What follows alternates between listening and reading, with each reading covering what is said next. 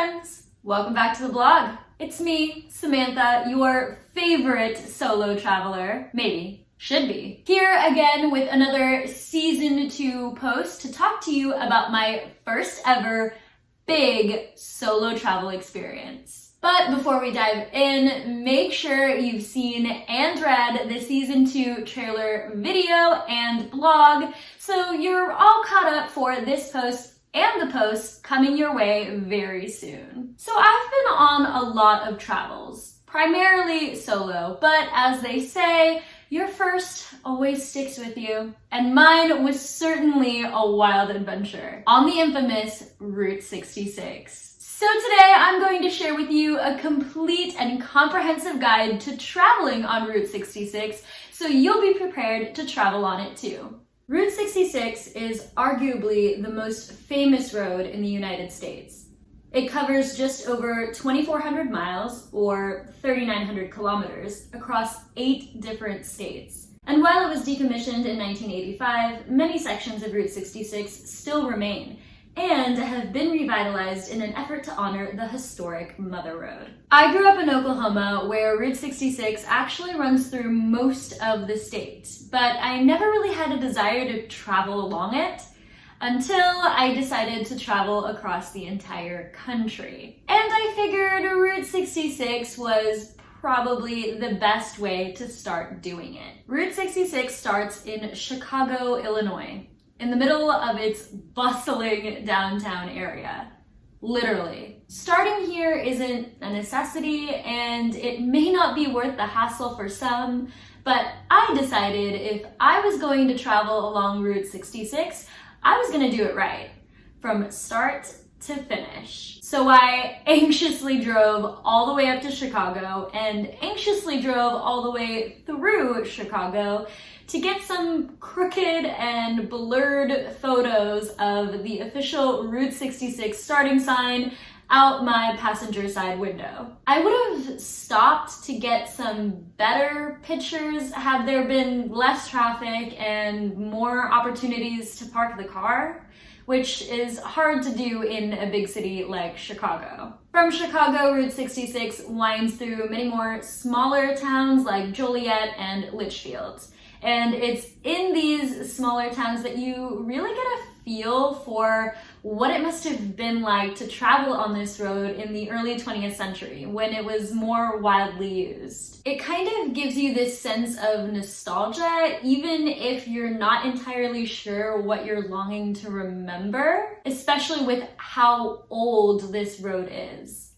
But it is kind of nice to think about the communities that this road once brought together. St. Louis is the first big city you hit once you cross over into Missouri. It can be just as crowded as Chicago at times, so make sure you're prepared to handle some lines and some traffic. There isn't a lot of Route 66 content in St. Louis, but that doesn't mean you won't run into a few charming buildings and businesses as you drive through. Make sure to take a moment to stop at the Gateway Arch, St. Louis's call to fame. It's really inspiring to stand under this monument that's meant to commemorate the westward expansion while you yourself are on your own historic journey west. The shortest section of Route 66 passes through Kansas. There are only 13 miles or 20 kilometers of Route 66 here, and there is no way around driving each and every mile. Kansas is the only state of the 8 that Route 66 passes through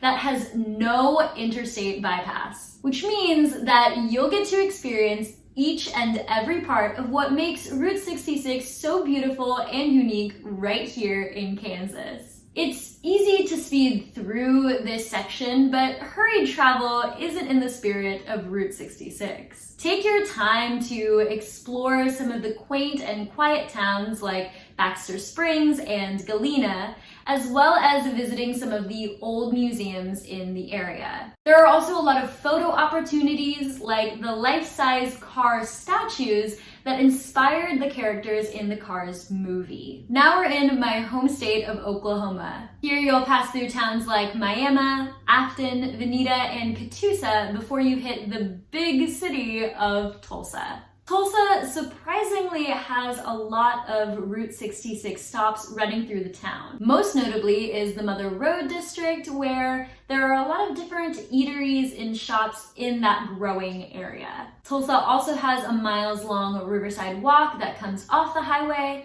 and many more statues and commemorations running through the town. From Tulsa, you'll continue west, passing through Sapulpa, Stroud, Chandler, and Arcadia, all of which have their own additions to the Route 66 travel culture, before you finally reach the second big city in Oklahoma, Oklahoma City. Now, like many other cities on Route 66, there aren't as many Route 66 related activities in Oklahoma City, but Oklahoma City does offer a lot of activities in general that you might find worth the stopover. There also isn't a better place to try and immerse yourself in cowboy culture. Route 66 travels through what's known as Panhandle, Texas. The biggest city you'll come across here is Amarillo. Amarillo has a few Route 66 attractions, like a historic district downtown with museums, galleries, restaurants, and cafes. Two of the more popular stops here, however, are Cadillac Ranch and the Palo Duro Canyon, both of which aren't actually on Route 66. Despite popular belief, it's true, neither one of those attractions is actually on Route 66. However, they're both quite notable among the travelers that have passed through Amarillo. Now, before you leave Texas, make sure to stop at the official midway point of Route 66 in Adrian, Texas. Maybe it's just me, but I love the idea of celebrating a milestone like this. Route 66 in New Mexico offers a lot of flexibility for actually choosing your route. You can take the road up north through Santa Fe, or you can ride it straight through Albuquerque. Both of those ways meet back up, so the choice is really up to you. New Mexico also has a very distinctive culture. You can really take this in anywhere throughout the state, in the bigger cities like Santa Fe and Albuquerque, or in the smaller towns like Tucumcari and Gallup. The best things to capitalize on here are Route 66 related accommodations and eccentric walkthrough attractions. Oh, and don't forget to dive into New Mexican cuisine. Yum. This next state is where Route 66 goes to thrive. Arizona. There are a lot of great Route 66 stops here. Holbrook is the place to stop to get the best views of the Painted Desert. It's also the place to stop to visit Petrified Forest National Park, which Route 66 actually cuts through. You might also consider stopping in Flagstaff, the big city on Route 66 in Arizona. Grand Canyon National Park is a bit of a drive, even from here, but it's worth visiting if you have the time, have never been, and are already in the area. And this is definitely the closest you're going to get from Route 66. On your way to Flagstaff, make sure to stop by Meteor City and Meteor Crater, as well as Ghost Town's Two Guns and Twin Arrows. If you ask me, ghost towns add to a Route 66 adventure. It's another great way to travel through time and get a look and a feel for what it was like living and being in these towns. The last mentionable stop here in Arizona is Seligman. Talk about embracing Route 66 charm. Visit and you'll understand exactly what I'm talking about. We're almost there. It's California time. Santa Monica, California is where our Route 66 journey comes to an end. Now, if you thought my haphazard attempts to start my Route 66 travels in the heart of Chicago, Illinois was wild, then wait until you hear about my crazed attempt to end my Route 66 travels right in the heart of Santa Monica, California. The stories are similar.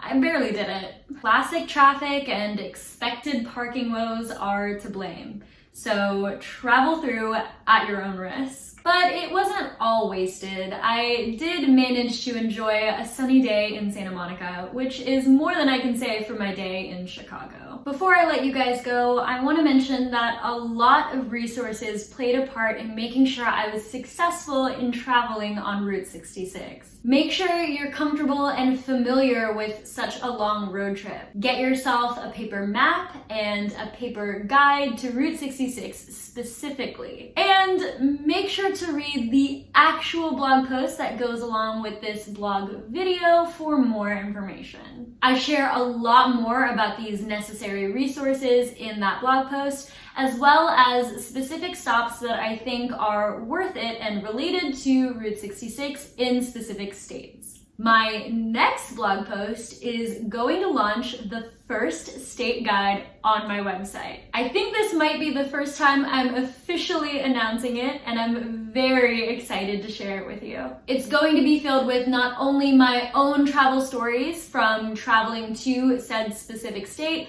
but it's also going to be filled with a lot of practical advice on the state as a whole. Subscribe to the blog and follow me on social media for more information on that. I can't wait until then.